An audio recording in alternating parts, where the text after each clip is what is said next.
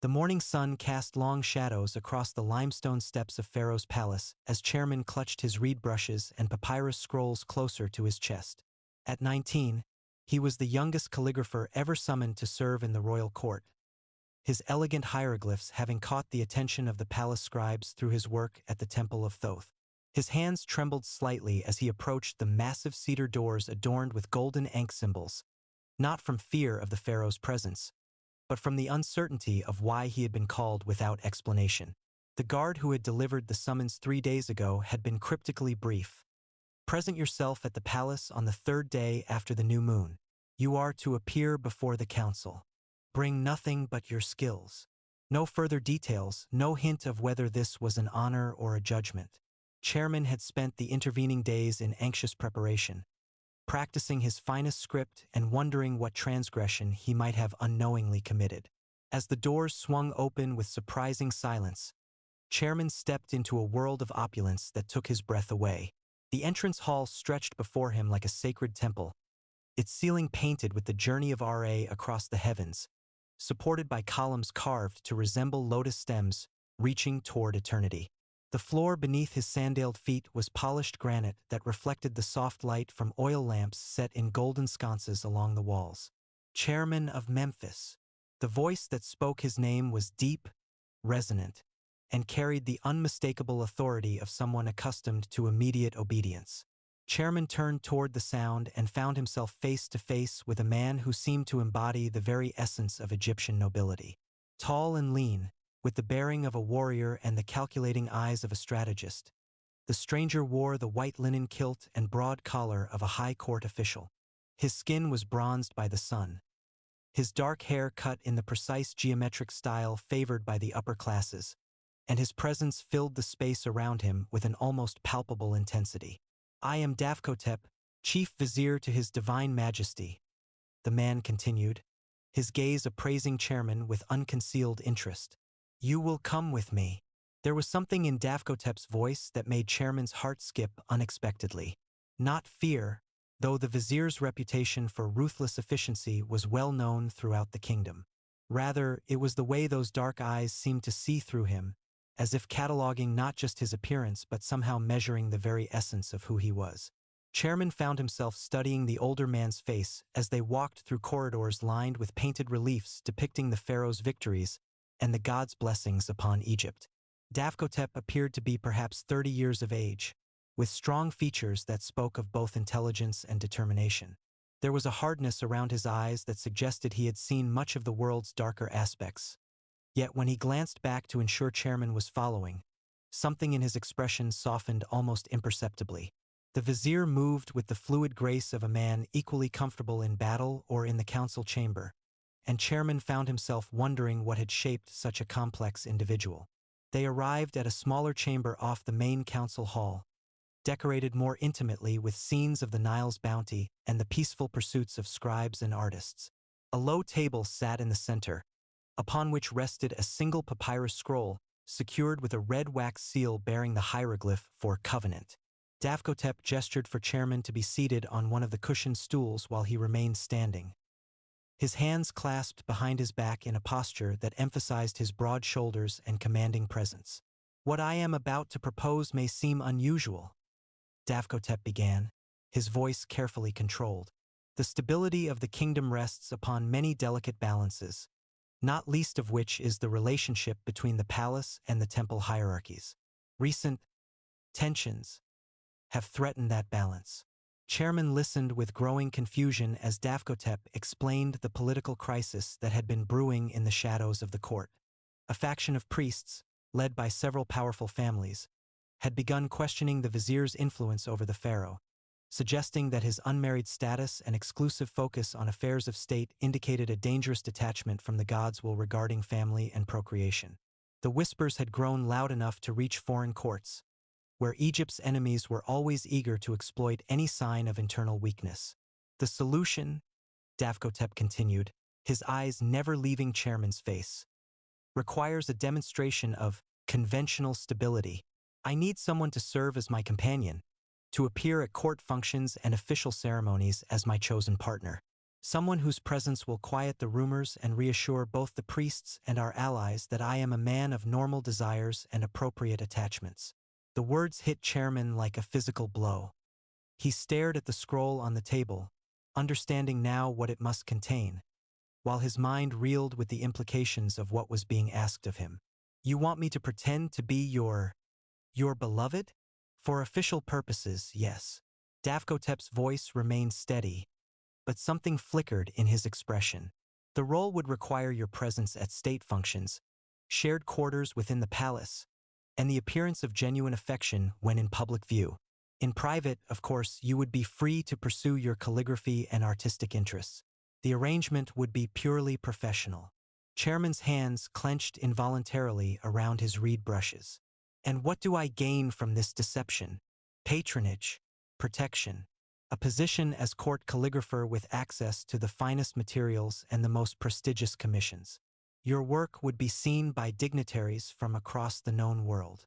Davkotep paused, and when he spoke again, his voice carried a note of something that might have been vulnerability. And perhaps the knowledge that you would be serving Egypt in a way few could. The young scribe looked up at the vizier's face, searching for some sign of what lay beneath the careful political calculation.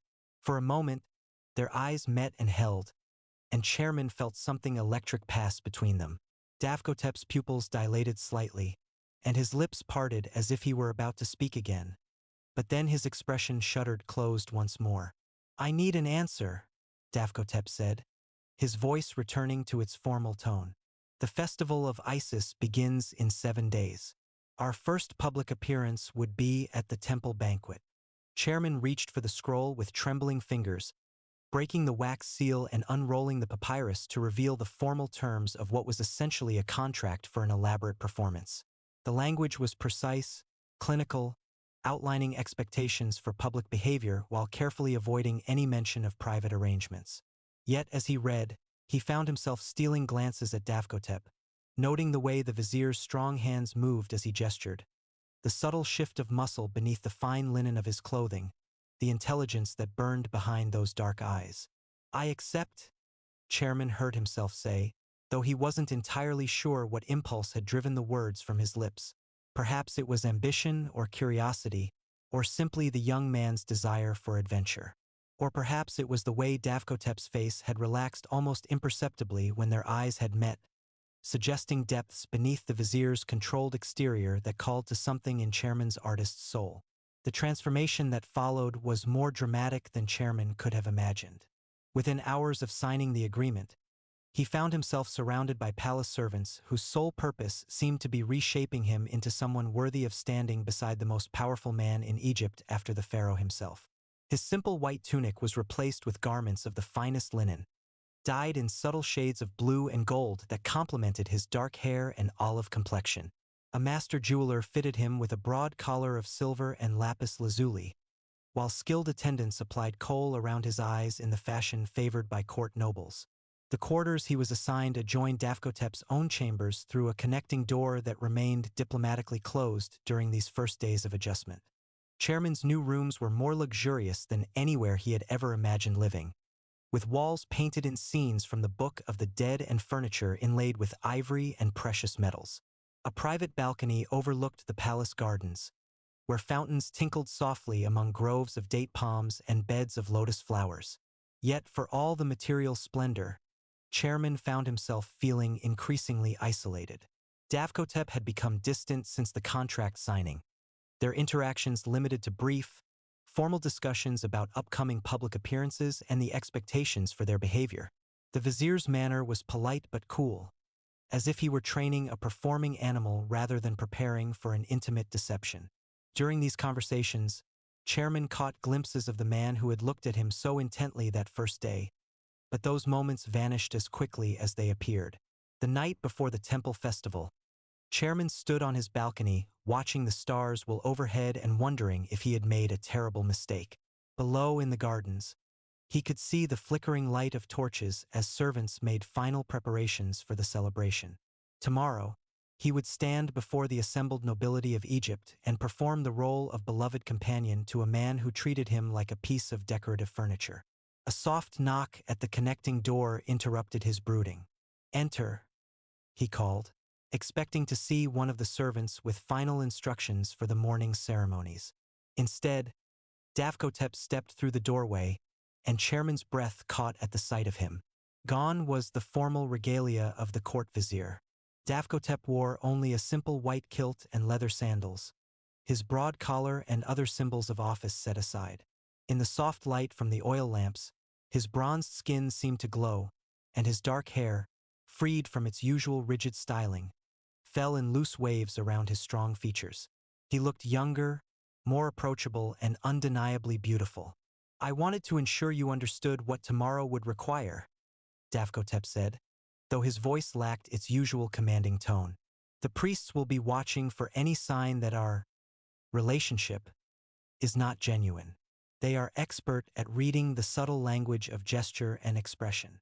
Chairman nodded, not trusting his voice as Davkotep moved closer.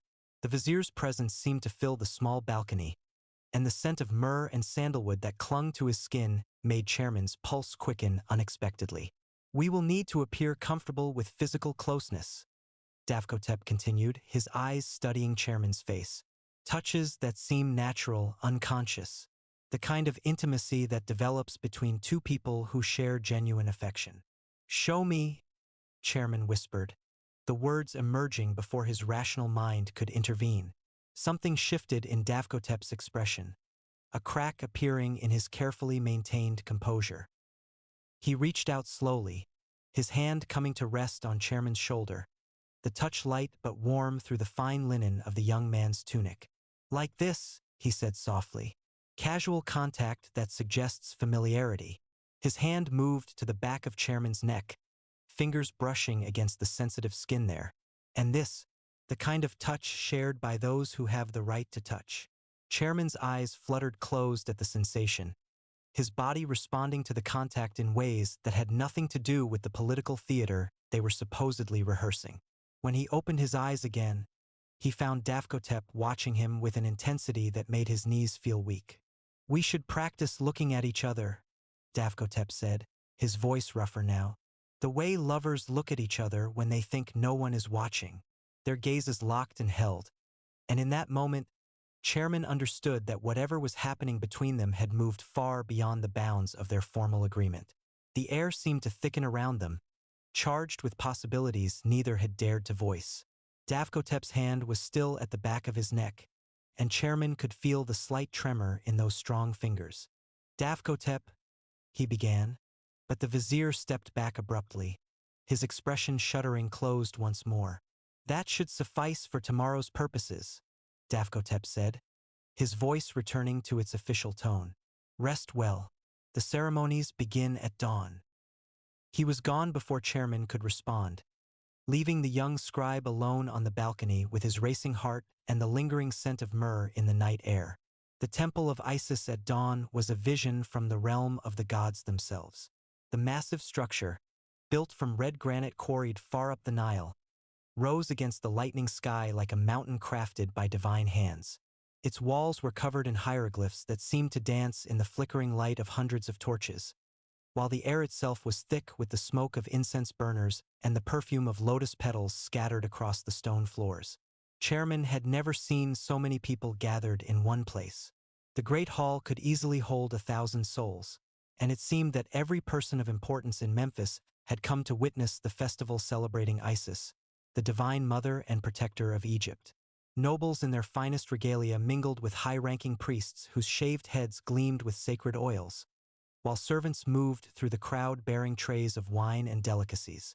At the heart of the celebration stood a magnificent statue of the goddess herself, carved from black basalt and adorned with gold leaf that caught and reflected the torchlight like captured stars.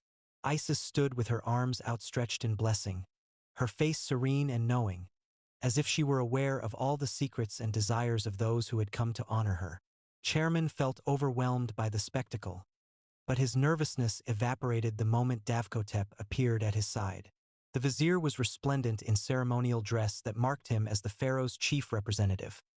A kilt of the finest white linen edged with gold thread, a broad collar of carnelian and turquoise that covered his chest like armor, and a golden armband in the shape of a falcon that proclaimed his authority to all who saw it. But it was the way Davkotep looked at him that made Chairman's heart race. Gone was the distant, professional manner of recent days. Instead, the Vizier's dark eyes held warmth and something that looked remarkably like genuine affection as they settled on Chairman's face. "You look magnificent," Davkotep said quietly, his voice pitched for Chairman's ears alone. The gods themselves could not have chosen better.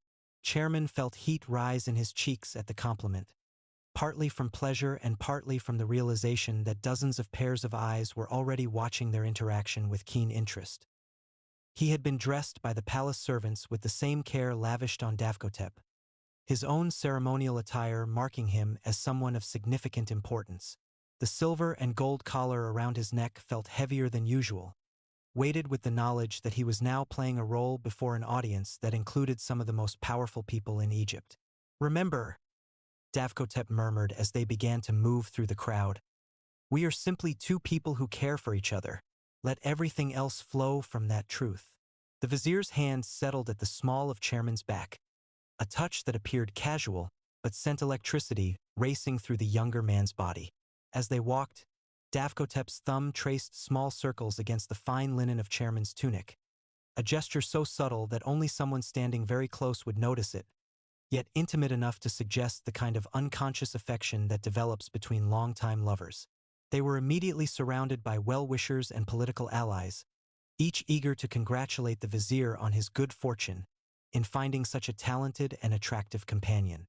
Chairman found himself the subject of intense scrutiny, though most of the attention seemed genuinely positive. Several high-ranking scribes praised his calligraphy, while others commented favorably on his bearing and intelligence. "A perfect match," declared Kamwasit, the high priest of Ta, as he clasped Davkotep's shoulder in greeting. "The gods have clearly smiled upon you both." Through it all, Davkotep remained close, his presence a steady anchor as Chairman navigated the complex social currents of court politics. The Vizier seemed to anticipate his needs without conscious thought, guiding him away from potentially difficult conversations and ensuring he was never left to fend for himself among strangers. When Chairman's wine cup emptied, a fresh one appeared in his hand.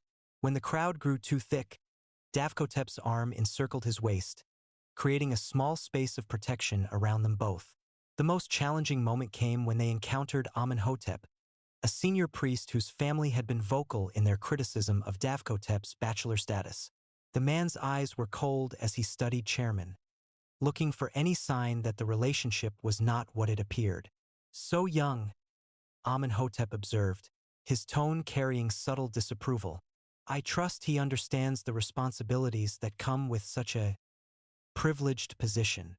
Davkotep's arm tightened almost imperceptibly around Chairman's waist, and when he spoke, his voice carried the quiet authority that had made him the Pharaoh's most trusted advisor. "Chairman understands perfectly well that true partnership requires mutual respect and support, something that perhaps not everyone has been fortunate enough to experience." The rebuke was gentle but unmistakable, and Amenhotep's eyes narrowed before he moved away into the crowd.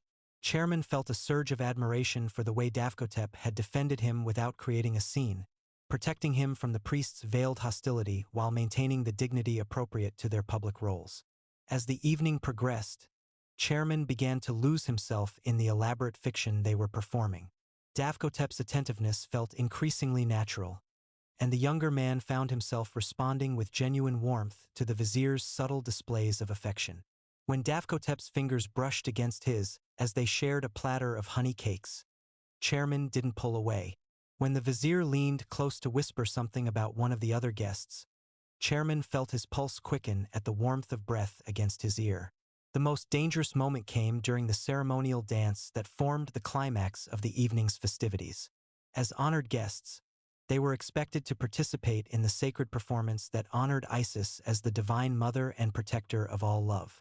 The dance required pairs to move in intricate patterns around the goddess's statue, their movements symbolic of the eternal cycle of attraction, union, and renewal.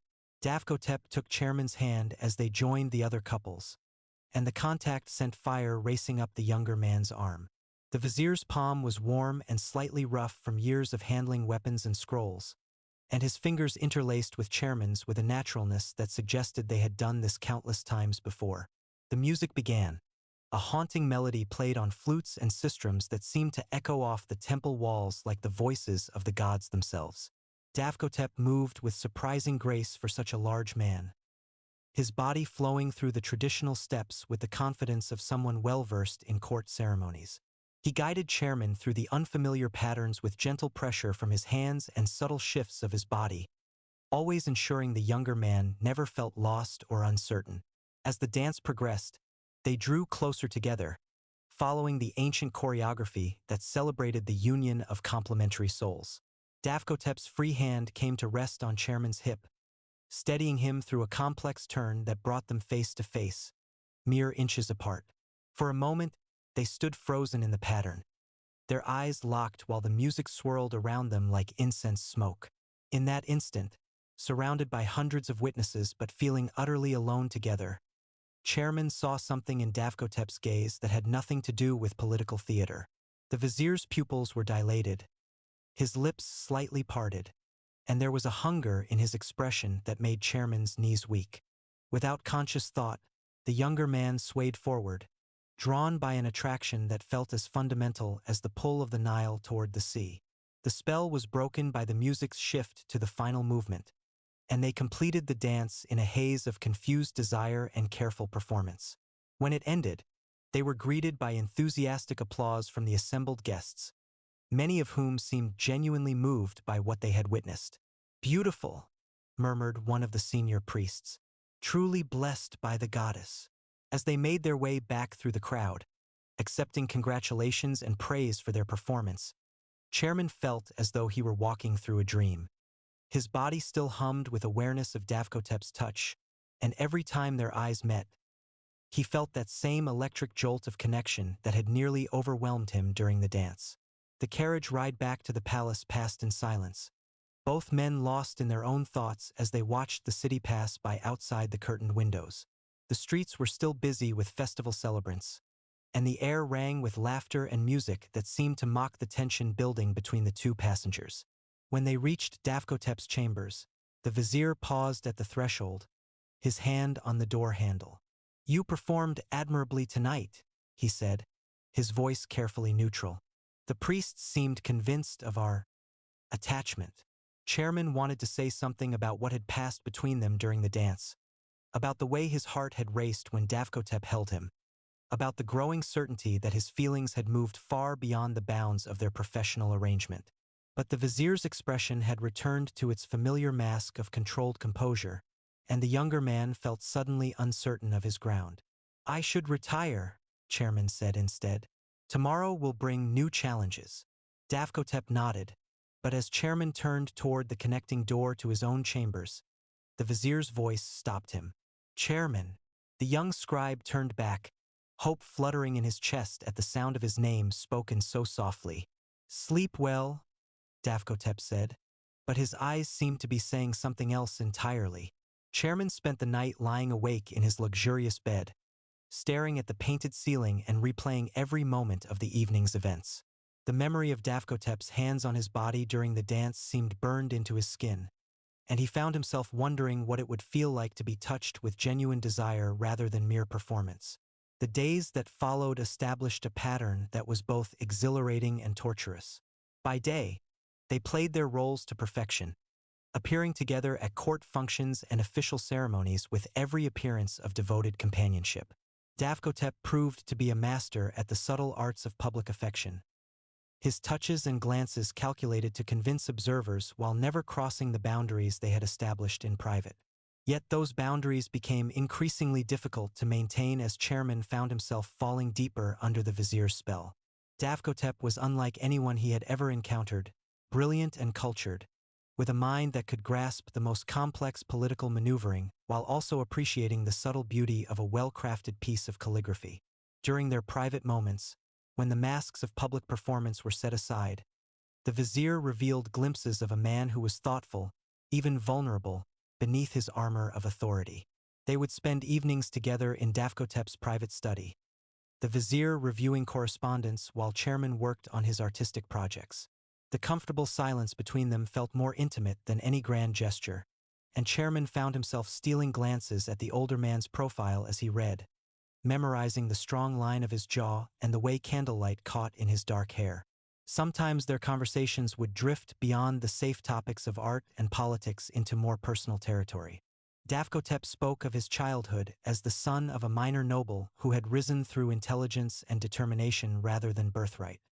He described the loneliness of his position, the way power isolated him from genuine human connection, the weight of responsibility that pressed down on him like the stones of a pyramid. "Do you ever regret it?" Chairman asked one evening as they sat together on the balcony overlooking the palace gardens. "Choosing duty over personal happiness?" Davkotep was quiet for a long moment, his eyes fixed on the stars scattered across the desert sky. "I used to believe they were mutually exclusive," he said finally, "that a man in my position couldn't afford the luxury of personal desires. And now," the Vizier turned to look at him, and in the soft light of the oil lamps, his expression was more open than Chairman had ever seen it. "Now I'm beginning to wonder if perhaps I was wrong."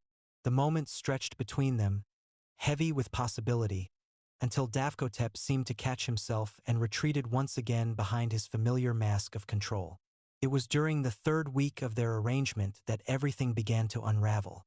Chairman had grown comfortable in his role, confident in his ability to navigate the treacherous waters of court politics while maintaining the fiction of his relationship with Davkotep. He had even begun to hope that perhaps the growing attraction between them might develop into something real, something that transcended the boundaries of their original agreement. That hope was shattered when he encountered Bekempta, one of Davkotep's political rivals, in the palace gardens during the afternoon's rest period. The man was past middle age but still imposing, with the bearing of someone accustomed to wielding influence through intimidation rather than diplomacy. "The young scribe," Bekempta said, his voice carrying false warmth. "How fortunate for you to have caught the Vizier's eye, though I wonder how long such good fortune can last." Chairman tried to move past him, but the older man blocked his path with a seemingly casual step. "You seem like an intelligent young man," Bekempta continued. "Surely you understand that this arrangement is temporary. When the political situation stabilizes, when the priests are satisfied, what use will Davkotep have for a pretty ornament?" The words hit Chairman like physical blows, giving voice to fears he had been trying to suppress. "I don't know what you mean," he managed. Bekempta smiled, but there was no kindness in the expression. "Come now. Do you really believe that the most powerful man in Egypt after the Pharaoh himself would choose a nobody scribe from Memphis as his life companion? This is politics, boy. You're a tool, a means to an end. When that end is achieved, tools are put away." "You're wrong," Chairman said, but his voice lacked conviction. "Am I? Tell me, has he shared his bed with you? Has he spoken of love, of a future together? Or does he maintain careful distance, treating you like the hired performer you are?" Each question was like a dagger to Chairman's heart, because they all touched on truths he had been trying to ignore.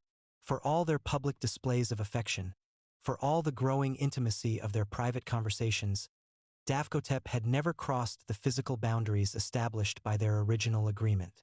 Their kisses had been for show, their touches calculated for their audience. In private, the Vizier remained carefully distant, never allowing their relationship to develop beyond the bounds of their professional arrangement. "Think carefully about your future," Bekempta advised as he finally stepped aside. "A wise man prepares for the day when his usefulness ends." Chairman spent the rest of the afternoon in his chambers, pacing the ornate rooms that suddenly felt like a beautiful prison.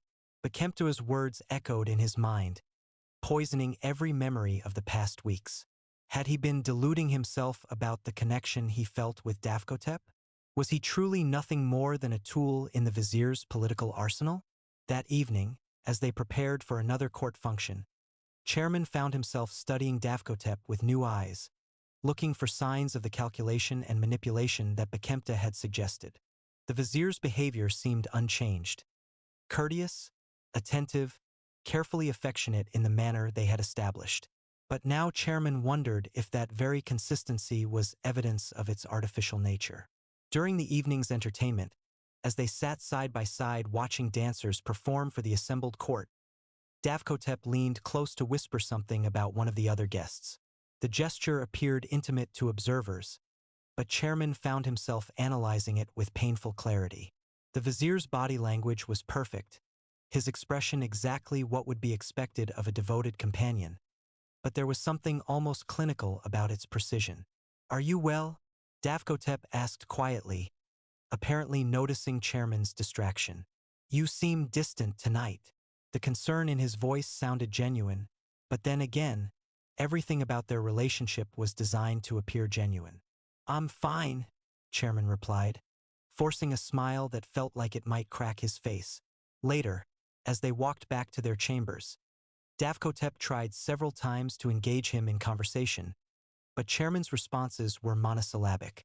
The confusion in the Vizier's eyes seemed real, but Chairman no longer trusted his ability to distinguish between performance and authenticity. The breaking point came 2 days later, during a private moment that Chairman had been treasuring as evidence of their growing intimacy. They were in Davkotep's study, the Vizier reading correspondence while Chairman worked on a new piece of calligraphy. The silence between them had felt comfortable, companionable, until Chairman noticed that one of the scrolls Davkotep was reviewing bore the seal of Bekempta. "What business do you have with him?" Chairman asked, the question emerging more sharply than he had intended. Davkotep looked up, surprised by the sudden tension in the younger man's voice. "Bekempta? Various matters of state. Why do you ask?" "He spoke to me yesterday. About our arrangement." Something shifted in Davkotep's expression, a wariness that confirmed Chairman's worst fears. "What did he say?" "That I'm temporary. A tool to be discarded when you no longer need me." Chairman set down his reed brush with trembling hands. "Is he right?" The silence that followed was deafening. Davkotep's face had gone carefully blank, the mask of political control sliding into place with practiced ease. When he finally spoke, his voice was measured, diplomatic. "Bekempta is a political opponent who would say anything to cause disruption. You shouldn't listen to his provocations." "That's not an answer." "It's the only answer I can give you." The careful neutrality of Davkotep's response was like a knife to Chairman's heart. If their connection had been real, if the Vizier felt even a fraction of what Chairman was experiencing, wouldn't he have denied Bekempta's accusations immediately? Wouldn't he have offered reassurance, comfort, some sign that their relationship meant more to him than political convenience? "I see," Chairman said quietly, rising from his seat. "Then perhaps it's time for me to consider my own future arrangements." He was halfway to the door when Davkotep's voice stopped him. "Where are you going?" "To pack my belongings. I think our performance has served its purpose." "Chairman, wait." There was something different in the Vizier's voice now, a note of what might have been panic. "You can't simply leave. We have obligations, agreements. Contracts can be broken." Chairman turned back to face him, his heart breaking at the stricken expression on Davkotep's face. "Especially when both parties understand their temporary nature."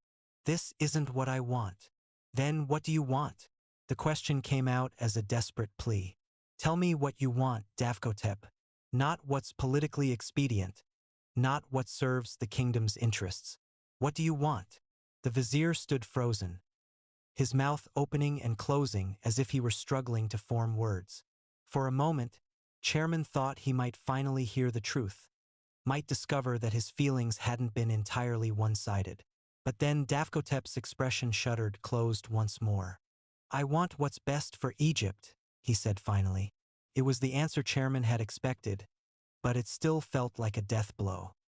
He nodded once, formally, and walked toward the door with as much dignity as he could manage. "Chairman." He paused with his hand on the door handle, not trusting himself to look back. "This arrangement has been more pleasant than I anticipated." The words were meant as comfort, Chairman realized, but they only reinforced his growing certainty that he had been deluding himself about the nature of their relationship. Pleasant, like a well-prepared meal or a competent servant. Nothing more. Chairman spent the night in his chambers, methodically packing his few personal belongings while trying not to think about the life he was abandoning. The luxurious rooms that had felt like a palace now seemed like an elaborate cage, beautiful but ultimately confining. He had allowed himself to forget that he was still essentially a servant, paid to perform a role for his master's benefit. As dawn broke over the palace walls, painting the sky in shades of gold and crimson that reminded him painfully of Davkotep's ceremonial collar, Chairman made his final preparations to leave. He had written a formal letter of resignation, citing personal reasons and expressing gratitude for the opportunities he had been given.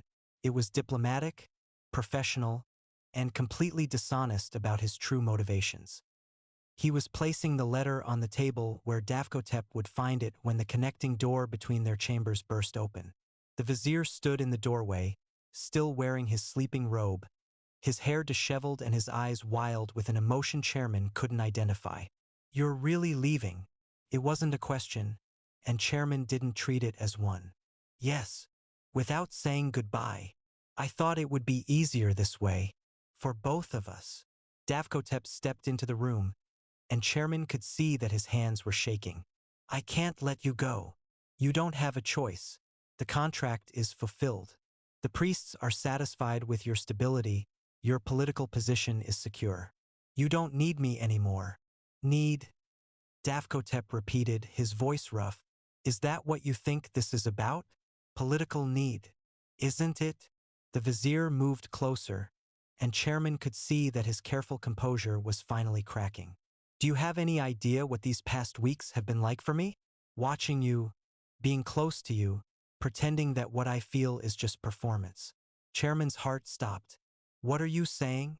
"I'm saying that somewhere between that first night and now, this stopped being about politics." Davkotep's voice was barely above a whisper.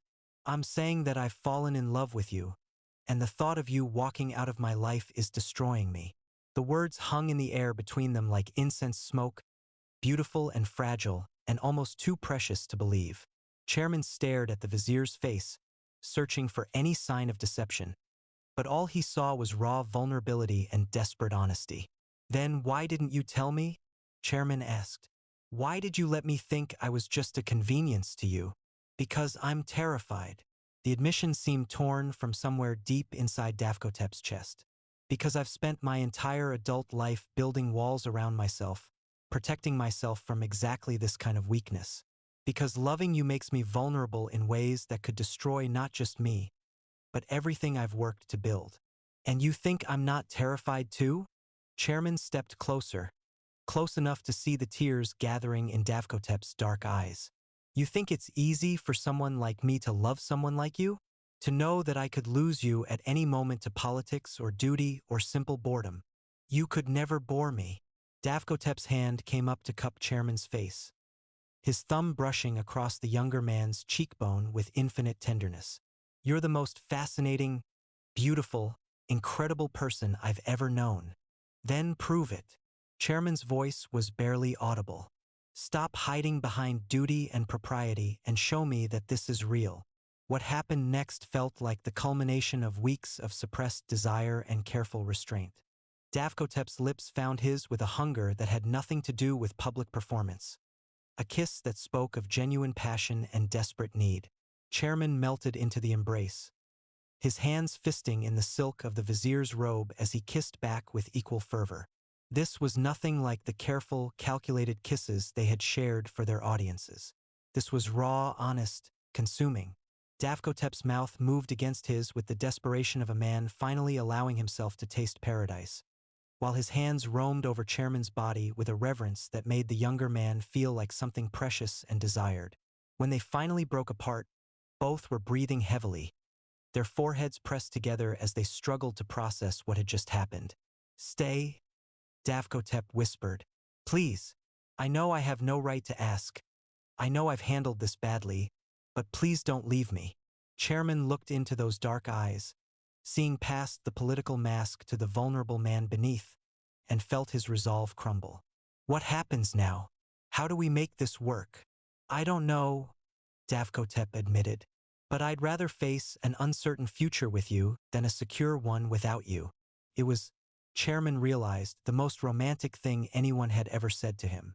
He smiled through his tears and kissed the Vizier again, pouring all of his own fears and hopes and desperate love into the contact. "I'm not going anywhere," he murmured against Davkotep's lips. "We'll figure it out together." The weeks that followed were like a second honeymoon, if their original performance could be called a first one. Now that the barriers between them had finally fallen, Davkotep seemed determined to make up for lost time. Their public appearances continued as before, but now the affection between them was genuine, unfeigned, and all the more powerful for its authenticity.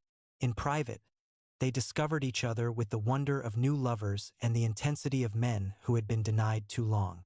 Davkotep proved to be a generous and attentive partner, approaching Chairman's pleasure with the same focused intelligence he brought to affairs of state. The Vizier's hands seemed to know instinctively how to touch him, where to apply pressure, how to build sensation until Chairman was writhing beneath him, lost in a haze of desire that left him boneless and satisfied. Their physical compatibility was matched by an intellectual connection that grew stronger with each passing day.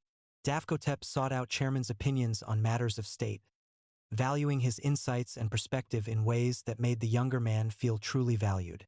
In return, Chairman shared his artistic vision, creating pieces that reflected not just technical skill but genuine emotion. Works that captured the beauty and complexity of their relationship. The political situation that had originally necessitated their arrangement gradually stabilized, but neither man spoke of ending their partnership. If anything, their success seemed to validate the wisdom of their union, proving to the court and the priesthood that love and duty could coexist in harmony. It was during this period of happiness that the first real threat to their relationship emerged from an unexpected quarter. Senenmut, Davkotep's ambitious younger cousin, had been watching their success with growing resentment. A man of considerable intelligence but limited patience, he had long coveted his cousin's position and influence, believing himself more deserving of power and recognition. Senenmut's opportunity came when he discovered evidence of correspondence between Davkotep and certain foreign dignitaries, communications that could be interpreted as exceeding the Vizier's authority if presented in the right light. The letters themselves were innocuous, routine diplomatic exchanges, but in the hands of a skilled manipulator, they could be made to seem like evidence of dangerous independence or even treason. The attack came during a formal session of the Royal Council, when matters of state were discussed in the presence of the Pharaoh himself. Senenmut rose during the period designated for new business, his face grave with manufactured concern. "Your Divine Majesty," he began, his voice carrying clearly through the great hall. "I come before you today with a heavy heart, bearing information that affects the security and stability of our great kingdom." Chairman, who had been granted the privilege of observing the proceedings from the gallery reserved for honored guests, felt his blood turn cold at the formal tone of the announcement. Beside him, other observers shifted uneasily, sensing that something significant was about to unfold.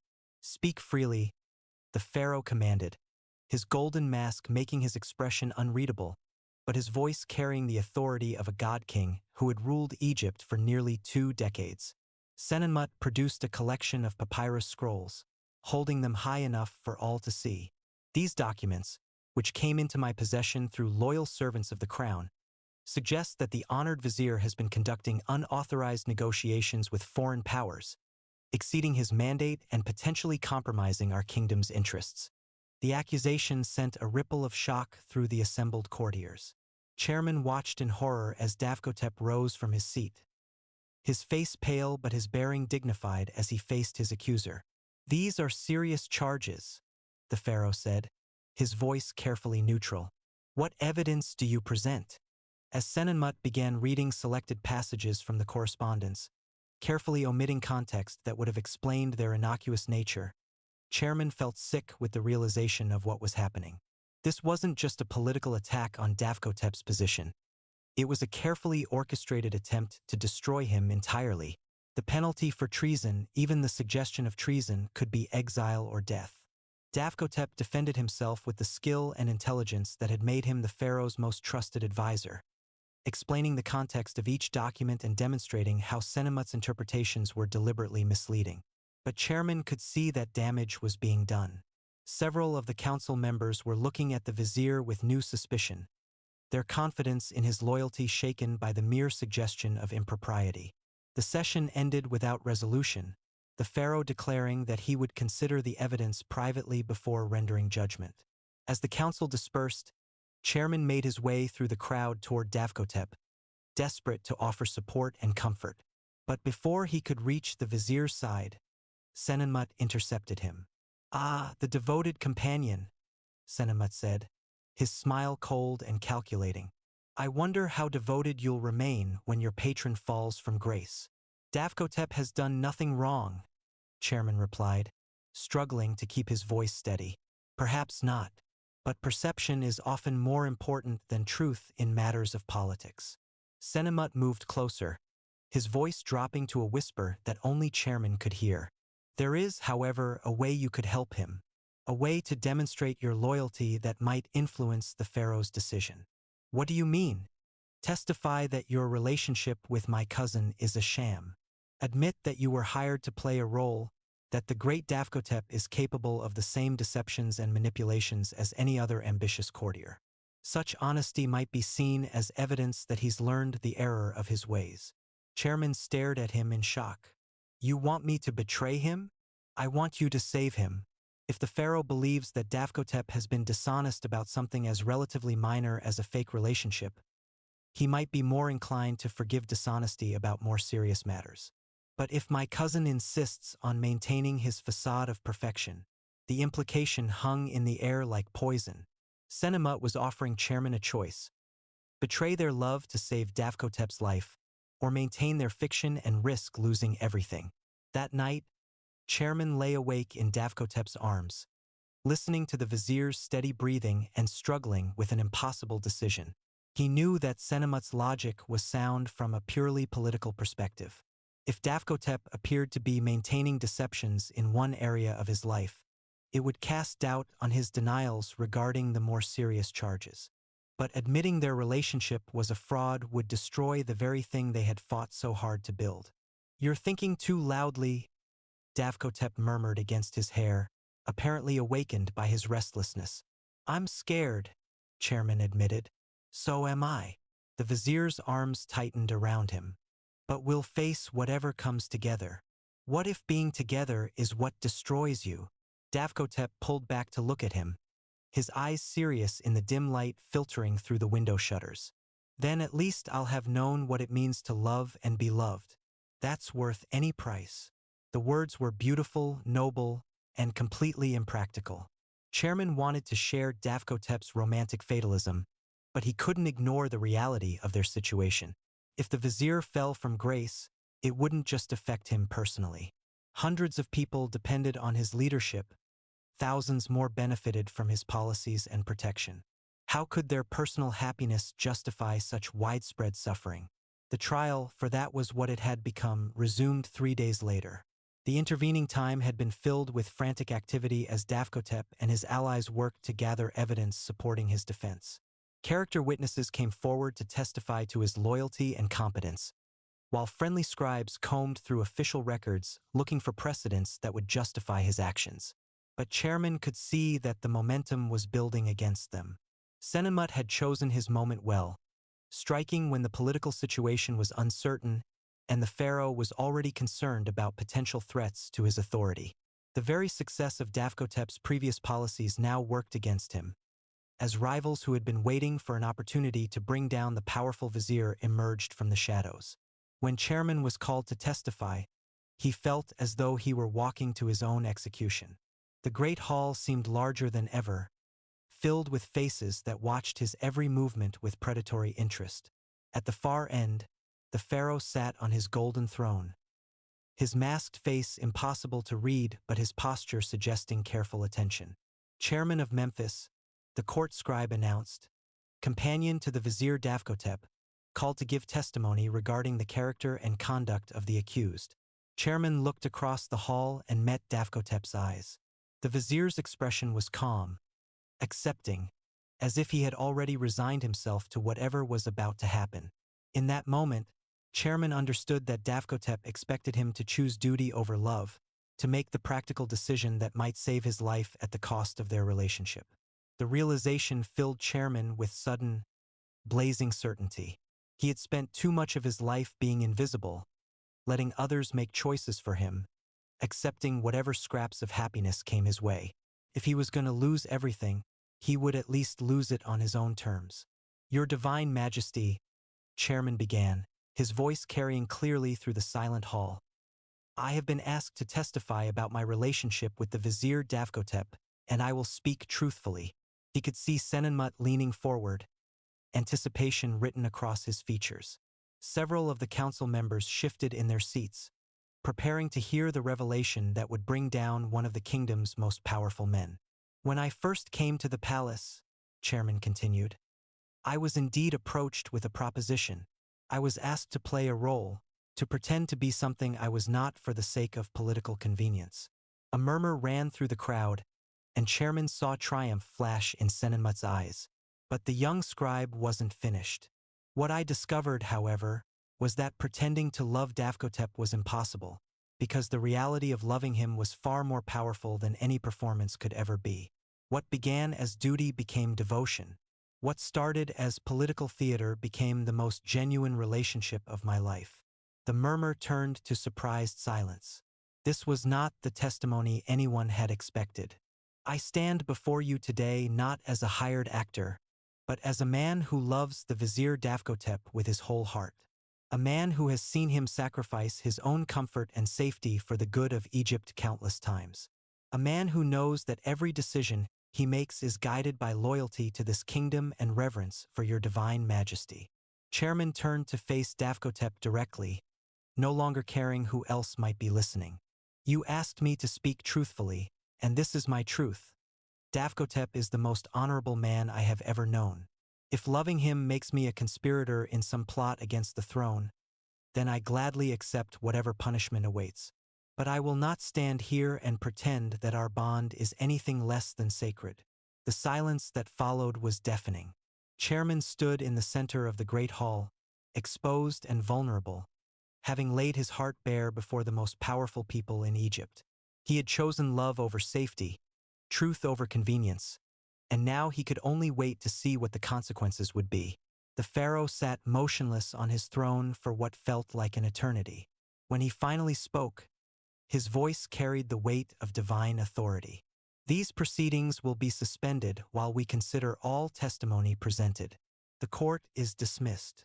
As the assembled courtiers began to file out of the hall, Chairman found himself surrounded by a small group of guards.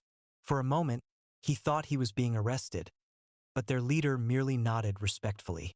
"You are to be escorted to secure quarters pending His Divine Majesty's decision," the captain explained. "No harm will come to you." Chairman looked back one more time as he was led away, catching sight of Davkotep being escorted by his own guard detail. Their eyes met across the emptying hall, and in that brief contact, Chairman saw something that gave him hope, pride, gratitude, and love so profound it took his breath away. The quarters where Chairman was held during the Pharaoh's deliberations were comfortable but clearly designed for confinement. A single room with a narrow window that looked out onto a courtyard where guards paced in regular patterns. The furnishings were adequate: a bed, a table, a chair, and basic amenities for washing and eating. But the door was locked from the outside, and there was no doubt that he was a prisoner, however gilded his cage might be. For 3 days, he waited in isolation, seeing no one except the servants who brought his meals and the guards who ensured his continued presence. The uncertainty was almost worse than any punishment could have been, his imagination conjuring increasingly dire scenarios for both himself and Davkotep. He tried to occupy his mind with meditation and mental exercises, but his thoughts inevitably returned to the Vizier and the question of whether his testimony had helped or harmed their cause. On the 4th morning, he was awakened by the sound of his door being unlocked. The captain of guards who entered was the same man who had escorted him from the throne room, but his expression was unreadable as he delivered his message. "You are summoned to appear before His Divine Majesty in private audience." Chairman was escorted through corridors he had never seen before, deeper into the palace than he had ever been permitted to go. These were the Pharaoh's private chambers, decorated with the most precious materials and guarded by the elite soldiers who formed the ruler's personal bodyguard. The very air seemed to vibrate with power and ancient authority. The chamber where he was brought was smaller than the great hall, but no less impressive. The walls were covered in painted scenes depicting the pharaoh's divine nature and his communion with the gods, while the ceiling was a map of the heavens that seemed to glow with its own inner light. At the center of the room, seated not on his golden throne but on a more modest chair, was the pharaoh himself. For the first time, Chairman saw the ruler's actual face, the golden mask set aside to reveal a man of perhaps 40 years with intelligent eyes and features that spoke of both strength and wisdom. There was something almost ordinary about him without his ceremonial regalia, yet the aura of power remained undimmed. "Approach," the pharaoh commanded, his voice carrying the same authority Chairman remembered from the throne room. Chairman walked forward until he stood within a few feet of the ruler, then dropped to his knees in the traditional posture of submission. "Your divine majesty, rise. We will speak as men, not as god and supplicant." Confused but obedient, Chairman got to his feet and found himself looking directly into the pharaoh's eyes. What he saw there was not anger or condemnation, but something that looked almost like approval. "Your testimony was unexpected," the pharaoh said. "In a court where words are carefully chosen for political advantage, you spoke from the heart. It was either remarkably brave or remarkably foolish. Perhaps both, your majesty." A smile flickered across the pharaoh's lips. "Indeed. Tell me, do you understand the position in which your honesty has placed us?" The vizier's loyalty is now proven beyond doubt, but his judgment regarding personal relationships has become a matter of public debate. Chairman felt his heart sink. "I've damaged his reputation. On the contrary, you've enhanced it immeasurably." The pharaoh rose from his chair and moved to stand before one of the painted walls, his attention apparently focused on a scene depicting the weighing of hearts in the afterlife. A man who can inspire such devotion, such willingness to sacrifice for his sake, is clearly worthy of trust and respect. "I don't understand." The charges brought against Davkotep were politically motivated, an attempt by his enemies to destroy him through innuendo and misdirection. "Your testimony revealed not only his innocence but the character that makes him indispensable to this kingdom." The pharaoh turned back to face him. "However, it has also created a new challenge." Chairman waited, hardly daring to breathe. "The public nature of your declarations has made your relationship a matter of state interest. We cannot simply ignore what has been proclaimed before the entire court." The pharaoh paused, studying Chairman's face. "The question is whether Egypt is prepared to formally acknowledge a bond that defies traditional expectations." The implications of the pharaoh's words slowly became clear. He wasn't discussing punishment or exile. He was contemplating official recognition of their relationship. The possibility was so unexpected that Chairman felt dizzy with the suddenness of it. "What would that mean?" he asked. "It would mean that your partnership with the vizier would be given the same legal and social status as a traditional marriage. You would share his rank, his privileges, and his responsibilities. You would also share his risks and his enemies." The pharaoh's expression grew serious. "Are you prepared for such a burden?" Chairman thought of Davkotep, of the man who had risked everything for love, of the future they might build together if given the chance. "Yes, your majesty, I am." "Then kneel again, not as a supplicant but as one about to receive a great honor." Trembling with disbelief, Chairman sank to his knees once more. The pharaoh moved to stand behind him, placing his hands on the young man's shoulders in a gesture that conveyed both blessing and authority. "By our divine will and with the favor of the gods, we recognize the bond between Chairman of Memphis and our faithful vizier Davkotep as sacred and unbreakable. Let none question what we have sanctified." The formal words seemed to echo in the chamber long after they were spoken, carrying the weight of divine decree. When Chairman was allowed to rise again, he felt as though he had been transformed, elevated from a simple scribe to something approaching nobility through the pharaoh's recognition. "Your partner awaits you in the Garden of Isis," the pharaoh said, his formal manner softening slightly. He has been as anxious about your fate as you have been about his. Chairman was escorted through more corridors and courtyards until he emerged into the famous garden that bore the goddess's name. It was a place of legendary beauty, filled with exotic plants and flowers that had been gathered from across the known world. Fountains tinkled softly among groves of trees whose leaves rustled in the gentle breeze, while the air was perfumed with jasmine and lotus blossoms. He found Davkotep standing beside the central fountain. His back turned as he stared into the water where golden fish swam in lazy circles. The vizier wore simple white linen, having set aside his official regalia, and something about his posture suggested he was lost in deep thought. Davkotep. The vizier spun around at the sound of his voice, relief and joy flooding his features as he saw Chairman approaching. In 3 quick strides, he closed the distance between them and swept the younger man into his arms, holding him as if he would never let go. "I thought I had lost you," Davkotep whispered against his hair.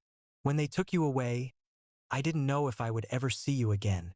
"The Pharaoh has given us his blessing," Chairman said, still hardly believing it himself. "Our relationship is to be formally recognized." Davkotep pulled back to look at him, his eyes wide with amazement. "Truly, truly, we're free to be together, openly and without shame." What followed was a kiss that seemed to contain all the passion and relief of their turbulent courtship, a celebration of love that had survived political intrigue and personal doubt to emerge stronger than ever. When they finally separated, both were breathless and laughing with the sheer joy of their unlikely triumph. "How did this happen?" Davkotep asked. "What did you say to him?" "I told the truth. All of it." Chairman reached up to trace the strong line of Davkotep's jaw. "I told him that loving you was the most real thing I'd ever experienced. Even knowing it might cost us everything?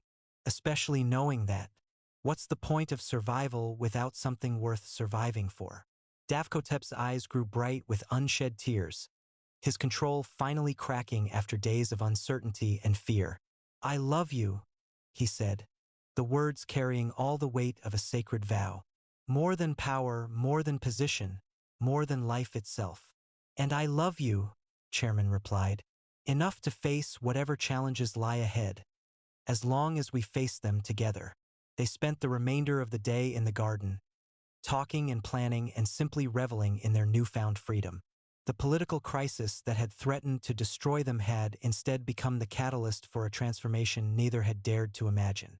Their love, which had begun as an elaborate deception, had become the foundation for a partnership that would be remembered long after the pyramids crumbled to dust. As the sun set over the palace walls, painting the sky in shades of gold and crimson that seemed to echo the colors of their happiness, Chairman and Davkotep stood together beside the fountain where their new life had begun. The future stretched before them, uncertain in its details but bright with possibility, and they faced it hand in hand, hearts united by a love that had proven stronger than politics, more enduring than power, and as eternal as the stars that were beginning to appear in the darkening sky above. In the months that followed, their partnership became a model for the court, demonstrating that personal happiness and public service could coexist in harmony. Davkotep's effectiveness as vizier seemed to increase rather than diminish with his newfound personal contentment, while Chairman's artistic talents flourished under the patronage and protection his position provided.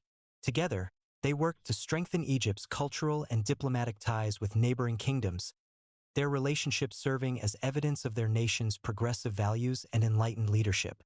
Years later, when historians sought to understand the golden age that marked the latter part of the pharaoh's reign, they would point to the partnership between the vizier and his beloved scribe as a symbol of the era's achievements. Their love story, which had begun with political necessity and blossomed into genuine devotion, became a legend that inspired countless other couples to believe that true love could overcome any obstacle. But for Chairman and Davkotep themselves, the greatest victory was not the historical significance of their relationship, but the simple, daily joy of waking up each morning in each other's arms, secure in the knowledge that they had found something precious and eternal in a world where such treasures were rare beyond measure. The first year of their officially recognized partnership brought challenges neither had anticipated. While the pharaoh's blessing had legitimized their relationship in the eyes of the law, changing the hearts and minds of Egypt's nobility proved more difficult. There were whispers in the corridors, barely concealed sneers at court functions, and a careful distance maintained by those who feared associating too closely with what they saw as an aberrant arrangement. Chairman felt the weight of this scrutiny more acutely than Davkotep, who had spent years developing armor against the barbs of political opponents. The young scribe found himself the subject of intense examination whenever he appeared in public, his every gesture analyzed for signs of impropriety or weakness. Some courtiers seemed to be waiting for him to fail spectacularly, to prove that a man of humble origins had no business standing beside the kingdom's most powerful administrator. The pressure was particularly intense during formal ceremonies, where protocol demanded that chairman take his place among the highest-ranking nobles. At his first major state banquet following their official recognition, he felt every eye in the hall tracking his movements as he navigated the complex social dynamics of Egypt's elite. The weight of expectation was suffocating, and more than once, he found himself struggling to maintain his composure under the relentless scrutiny. It was during one such gathering that he encountered Heembrace, the elderly high priest who had spoken favorably of their relationship during their initial public appearance. The old man approached Chairman during a lull in the evening's entertainment, his expression thoughtful as he studied the young man's tense features. "You carry yourself like a man walking to his execution," Heembrace observed quietly. "This is supposed to be a celebration, not a trial." "Sometimes it's difficult to tell the difference," Chairman replied, attempting a smile that felt more like a grimace. The priest nodded knowingly. "I have watched the rise and fall of many powerful men in my years at court. Do you know what separates those who endure from those who crumble under pressure?" Chairman shook his head, genuinely curious about the old man's wisdom. "Those who endure understand that power is not about proving oneself worthy to others. It is about knowing one's own worth and acting from that certainty." Heembrace's eyes crinkled with something that might have been amusement. "You have already proven your worth to the only person whose opinion truly matters. The Pharaoh himself has recognized your value. Why do you seek validation from lesser beings?" The words struck Chairman with the force of revelation. He had been so focused on winning the approval of people whose respect he didn't even want that he had forgotten the magnitude of what he had already achieved. The Pharaoh of Egypt, a man considered divine by his subjects, had not merely tolerated their relationship but had actively blessed it. What did the opinions of petty courtiers matter in the face of such recognition? From that night forward, Chairman carried himself differently. He still felt the weight of scrutiny, but now he met it with quiet confidence rather than anxious defiance. When he entered a room, his bearing spoke of a man secure in his position and comfortable with his place in the world. The change was subtle but profound, and its effects rippled through the court like stones cast into still water. Davkotep noticed the transformation immediately, and his relief was palpable. The Vizier had been watching his beloved struggle with growing concern, torn between his desire to protect Chairman and his knowledge that such protection would only reinforce the perception that the young scribe was weak or dependent. Seeing Chairman find his own strength and confidence was more gratifying than any political victory. Their private relationship deepened during this period of adjustment. The formal recognition of their partnership had removed many of the barriers that had previously constrained their interactions, allowing them to explore the full depth of their connection without fear of discovery or judgment. They moved into shared chambers that reflected both of their tastes and interests, creating a space that truly felt like home rather than merely luxury accommodations. Chairman's artistic work flourished in this environment of security and support. Freed from the anxiety of maintaining a precarious position, he threw himself into projects that challenged his skills and expanded his creative vision. His calligraphy became renowned throughout the kingdom for its beauty and precision, while his painted scrolls attracted admiration from visiting dignitaries and foreign ambassadors. Davkotep took immense pride in his partner's achievements, often commissioning pieces that would showcase Chairman's talents to their best advantage. The Vizier's appreciation was not merely that of a patron supporting an artist, but of a lover celebrating the success of his beloved. When Chairman completed a particularly challenging piece, Davkotep's joy was as genuine and unrestrained as if he had achieved the success himself. Their physical relationship evolved with the same natural progression as their emotional bond. What had begun as desperate passion born of long denial gradually matured into something deeper and more sustaining. They learned each other's bodies with the patience of dedicated scholars, discovering preferences and sensitivities that could be exploited for maximum pleasure. Their lovemaking became a form of communication as intimate and meaningful as any conversation, a way of expressing feelings too profound for words. Davkotep proved to be a generous and attentive lover, approaching Chairman's pleasure with the same focused intelligence he brought to matters of state. He seemed to take genuine delight in the younger man's responses, memorizing every gasp and tremor with the dedication of a man studying sacred texts. Under his skilled hands and lips, Chairman discovered depths of sensation he had never imagined possible, his body becoming an instrument upon which the Vizier played symphonies of desire. In return, Chairman brought to their intimate moments an enthusiasm and creativity that surprised them both. His artist's eye allowed him to appreciate the aesthetic beauty of their coupling, while his natural sensitivity made him instinctively aware of what would bring his partner the greatest satisfaction. Their nights together became explorations of mutual pleasure, each encounter deepening their understanding of each other and strengthening the bonds that held them together. The political implications of their relationship continued to evolve as well. What had initially been seen as a potential weakness in Davkotep's position gradually came to be viewed as a source of strength. The Vizier's happiness and contentment translated into even greater effectiveness in his official duties, while his partnership with Chairman demonstrated a progressive attitude that impressed foreign dignitaries and enhanced Egypt's reputation as an enlightened civilization. The couple began receiving invitations to visit neighboring kingdoms, their relationship serving as a form of diplomatic currency that opened doors previously closed to Egyptian influence. Kings and queens who had heard tales of the pharaoh's enlightened policies regarding personal relationships were eager to meet the pair whose love story had become legend, and these personal connections often led to beneficial trade agreements and mutual defense pacts. During one such diplomatic mission to the Kingdom of Kush, Chairman found himself in the unprecedented position of being consulted on matters of state policy. The Kushite queen, a formidable woman who ruled her nation with wisdom and strength, was particularly interested in his perspective on the integration of artistic and administrative pursuits. Your pharaoh's decision to formally recognize non-traditional partnerships speaks to a sophistication of thought that we find admirable, she told Chairman during a private audience. But it is your own transformation from scribe to statesman that truly captures our imagination. How does one maintain artistic integrity while serving political necessity?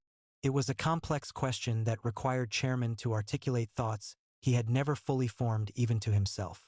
I believe, he said slowly, that true art and wise governance spring from the same source, a desire to create something beautiful and lasting from the raw materials of human experience.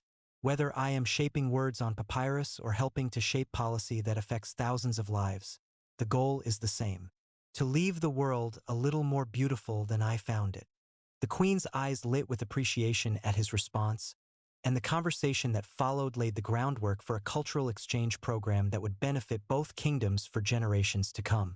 When they returned to Egypt, Davkotep was glowing with pride at his partner's diplomatic success. You have a natural gift for this, the Vizier told him as they relaxed in their private chambers after the long journey home. Perhaps it's time to consider a more formal role in the administration. The suggestion both thrilled and terrified Chairman.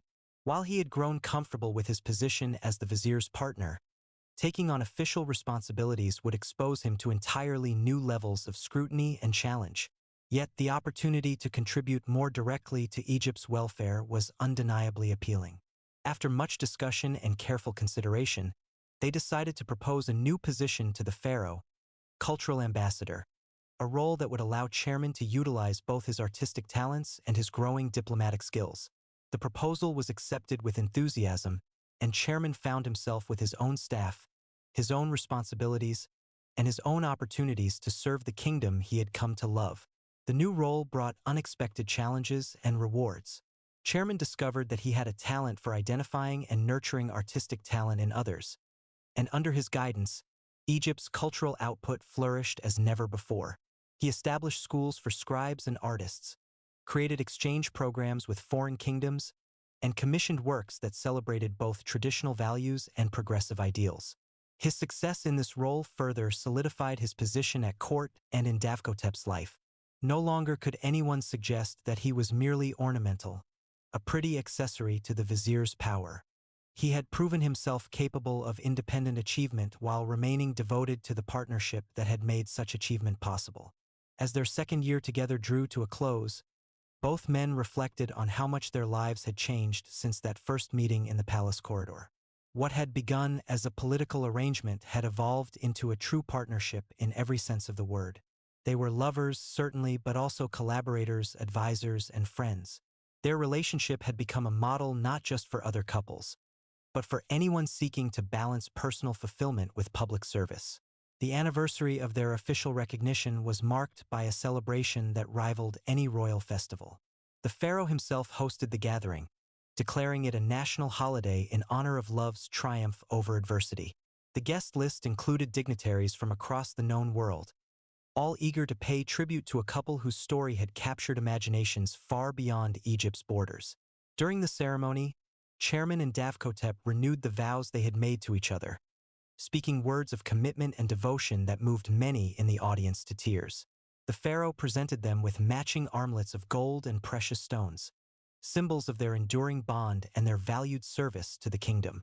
Let this celebration serve as a reminder, the pharaoh declared to the assembled crowd, that love in all its forms is a gift from the gods, to be cherished and protected.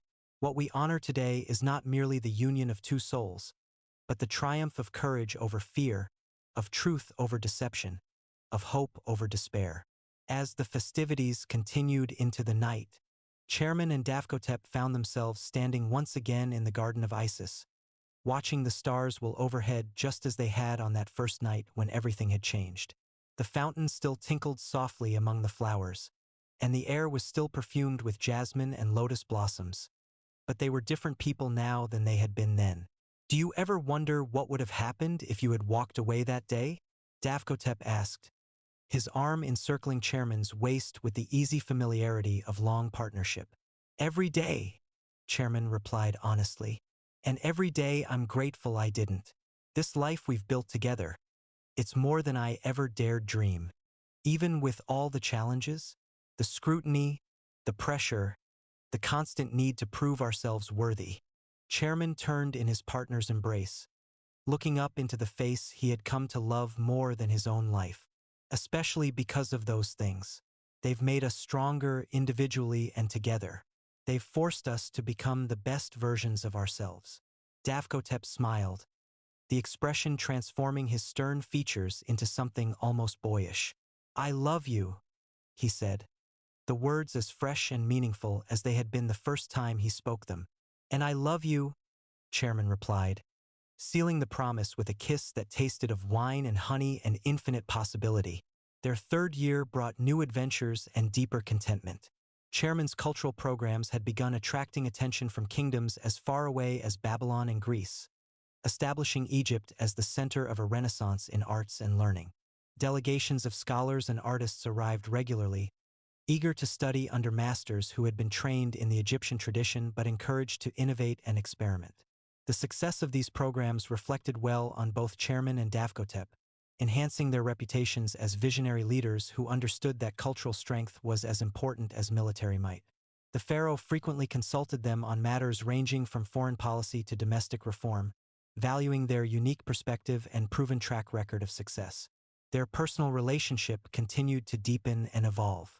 3 years of shared experiences had created a bond that went far beyond physical attraction or even romantic love.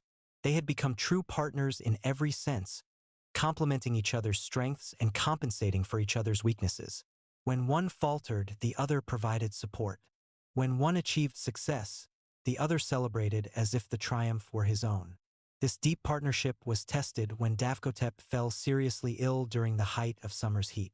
What began as a minor fever quickly developed into something more serious, leaving the vizier weak and delirious for days. The royal physicians were baffled by his condition, trying remedy after remedy without success. Chairman never left his side during those dark days, maintaining a vigil that impressed even the most cynical courtiers. He fed Davkotep when the vizier was too weak to eat, cooled his fevered body with damp cloths, and whispered words of love and encouragement when delirium threatened to carry his partner away from him entirely. It was Chairman who noticed the pattern in Davkotep's symptoms, recognizing them from descriptions he had read in ancient medical texts during his research for a cultural project. The condition was rare but treatable, requiring a specific combination of herbs that had to be prepared in exactly the right proportions. Working with the chief physician, he supervised the preparation of the remedy, his hands steady despite his terror at the possibility of losing the man who had become his whole world.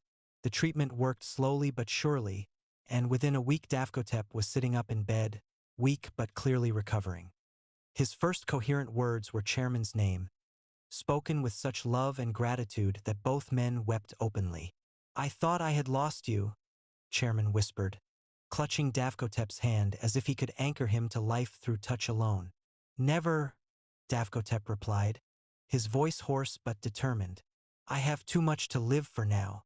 The illness had lasting effects on both of them. Davkotep's recovery was complete but slow, forcing him to delegate more responsibilities and rely more heavily on Chairman's support. Rather than weakening their relationship, this period of vulnerability strengthened it, proving that their bond could survive not just external challenges, but the intimate trials of sickness and dependency. Chairman discovered reserves of strength he hadn't known he possessed, managing not only Davkotep's care but many of his official duties as well. The experience gave him new confidence in his abilities and new appreciation for the burdens Davkotep carried every day. When the vizier was fully recovered, their partnership had evolved into something even more profound than before. The fourth year of their relationship brought an unexpected development that would test their bond in an entirely new way. Heembrace, the elderly high priest who had become something of a mentor to Chairman, approached them with a proposition that was both honor and burden. "The Temple of Thoth is in need of new leadership," he explained during a private meeting in their chambers. "The current high priest is elderly and wishes to retire to a life of contemplation and study. The position requires someone with both scholarly credentials and administrative experience, someone who understands the intersection of spiritual and temporal power." Chairman realized what the priest was suggesting before he finished speaking. "You want me to consider the position? The gods themselves seem to have prepared you for this role," Heembrace replied. "Your artistic talents, your growing political acumen, your demonstrated ability to bridge different worlds and perspectives. You would bring a fresh vision to an ancient institution." The offer was as flattering as it was daunting. The high priest of Thoth was one of the most prestigious religious positions in Egypt, carrying with it enormous influence and responsibility. It would mean a dramatic change in Chairman's life and role, taking him away from the court where he had found his place and into a realm where he would be expected to provide spiritual leadership to thousands of faithful. More troubling was the question of how such a change would affect his relationship with Davkotep. Religious law was complex regarding the personal relationships of high priests, and while their partnership had been blessed by the Pharaoh, the demands of spiritual office might require sacrifices they weren't prepared to make.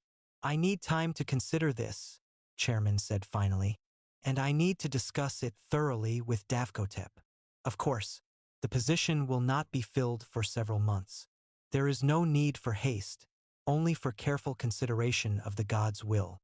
That night, Chairman and Davkotep talked until dawn, exploring every aspect of the offer and its implications. Davkotep's first instinct was protective, reluctant to see his beloved take on the burdens and isolation that high religious office would require. But as they talked, his perspective shifted. "This is what you were meant for," he said finally, his voice filled with wonder and a touch of sadness. "I can see it now, looking back at everything that's happened. Your artistic gifts, your spiritual sensitivity, your ability to inspire and lead others. The gods have been preparing you for this role since the day you first picked up a reed brush. But what about us? What about our life together? Our life together will adapt, as it always has. Love doesn't require identical paths, only compatible destinations." Davkotep reached for his hand, their fingers intertwining with practiced ease. If this is your calling, then supporting you in it is mine. The conversation continued over many days and nights, as they explored every possible scenario and implication. Slowly, a plan began to emerge that would allow chairmen to accept the priesthood while maintaining their partnership. It would require careful negotiation and perhaps some innovative interpretations of religious law, but it seemed possible. When chairman finally accepted the offer, it was with Davkotep's full support and the pharaoh's enthusiastic blessing. The appointment was announced as evidence of Egypt's progressive values and commitment to spiritual excellence, while foreign dignitaries marveled at a kingdom that could recognize talent and wisdom regardless of conventional expectations. The installation ceremony was one of the most magnificent religious spectacles in recent memory, attended by priests from across Egypt and dignitaries from throughout the known world. Chairman stood before the great statue of Thoth, god of wisdom and writing, feeling the weight of centuries of tradition settling on his shoulders like a golden mantle. As he spoke the ancient vows that bound him to service of the god and the people, his eyes found Davkotep in the crowd of witnesses. The vizier's face was radiant with pride and love, and in that moment chairman understood that he was not leaving his old life behind, but rather expanding it to encompass new possibilities. The early months of his priesthood were challenging as he learned to balance spiritual duties with his continuing role as cultural ambassador and his private relationship with Davkotep. The Temple of Thoth had its own complex hierarchy and ancient traditions that required careful navigation, while the faithful looked to their new high priest for guidance on matters both temporal and eternal. Chairman approached these challenges with the same combination of humility and confidence that had served him well at court. He listened more than he spoke during his first weeks, learning the rhythms and concerns of temple life before attempting to make changes. When he did begin implementing his vision for the temple's future, it was with respect for tradition and enthusiasm for innovation in equal measure. Under his leadership, the temple became a center for learning and cultural exchange unlike any other in Egypt. Scribes and scholars from distant lands came to study in its libraries, while artists found inspiration in its peaceful courtyards and sacred spaces. The temple's influence grew not through political maneuvering but through the simple power of knowledge and beauty offered freely to all who sought them. Davkotep watched his partner's success with a mixture of pride and wonder. The young scribe he had first approached with a political proposition had become one of the most influential religious leaders in Egypt, respected not just for his office but for his wisdom and compassion. Yet despite the transformation, chairman remained fundamentally the same person Davkotep had fallen in love with: kind, creative, and utterly devoted to making the world more beautiful than he had found it. Their relationship adapted to the new circumstances with the flexibility that had always characterized their partnership. While chairman's priestly duties required him to maintain certain formal boundaries in public, their private life remained as rich and fulfilling as ever. They continued to share chambers when possible, though chairman now maintained quarters at the temple as well. The physical separation was sometimes difficult, but it also gave their time together a special intensity and appreciation. When they could steal away for private moments, whether in the palace gardens or in the temple's secluded courtyards, their connection felt even more precious for being carefully protected from the demands of their public roles. As their 5th year together approached, both men had achieved levels of success and recognition that would have seemed impossible when they first met. Davkotep remained the pharaoh's most trusted advisor, his political acumen and administrative skills having guided Egypt through numerous challenges and crises. Chairman had transformed both the Temple of Thoth and Egypt's cultural standing, creating institutions and programs that would influence the kingdom for generations to come. Yet their greatest achievement remained their relationship itself, a partnership that had not only survived but thrived despite every obstacle placed in its path. They had proven that love could coexist with ambition, that personal happiness could enhance rather than diminish public service, and that two people committed to supporting each other's dreams could achieve things neither could have accomplished alone. The 5th anniversary of their official recognition was celebrated with even greater ceremony than previous milestones. As if the kingdom itself wanted to pay tribute to their enduring love, the pharaoh declared a week of festivities, during which artists and poets from across the known world came to honor the couple whose story had become legend. During the central ceremony, held in the great temple of Isis where they had first danced together, Chairman and Davkotep renewed their vows once more. But this time, the words they spoke were their own, composed during long hours of reflection on what their partnership had meant and what they hoped it would become. 5 years ago, Davkotep said, his voice carrying clearly through the packed temple, I thought I was arranging a political convenience. Instead, I discovered the greatest treasure of my life. You have made me not just a better administrator or a more effective leader, but a better man. You have shown me that strength lies not in standing alone, but in choosing to stand together. Chairman's response was equally heartfelt, his artist's eloquence serving him well as he struggled to express feelings too deep for ordinary words. You took a frightened young scribe and gave him not just love but purpose. You saw possibilities in me that I couldn't see in myself, and you gave me the courage to become the person I was meant to be. Together, we have built something more beautiful than any work of art, more enduring than any monument. As they kissed to seal their renewed commitment, the assembled crowd erupted in celebration. The sound echoed off the temple walls like thunder, a testament to the joy their love had brought not just to themselves, but to everyone who had witnessed their journey.